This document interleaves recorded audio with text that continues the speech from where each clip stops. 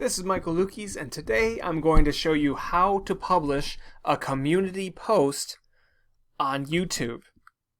Now, if you're watching this video, you probably know that you can actually publish posts on YouTube, and they're called community posts. You can see any post that a channel has published under community. Click on it and then you see what they have posted.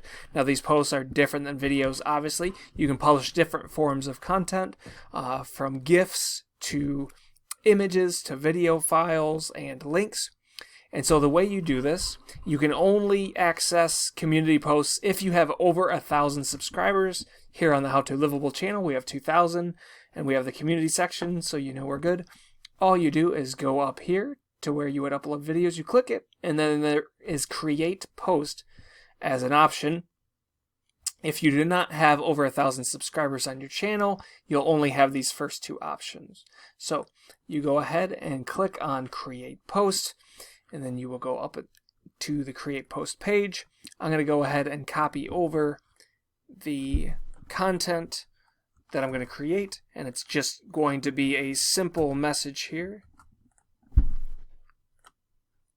And I would recommend creating it ahead of time. It's easier to copy and paste. Then when you're here on the community section of your channel, you can click on video, poll, or image, whatever you want to upload. We're just going to do a simple text-only post here. So copy and paste. Paste it twice. Make sure it doesn't do that for you. Make sure to reformat. This often happens when you copy and paste content from Word documents. Even when I do that in LinkedIn's publishing platform, it does the same thing.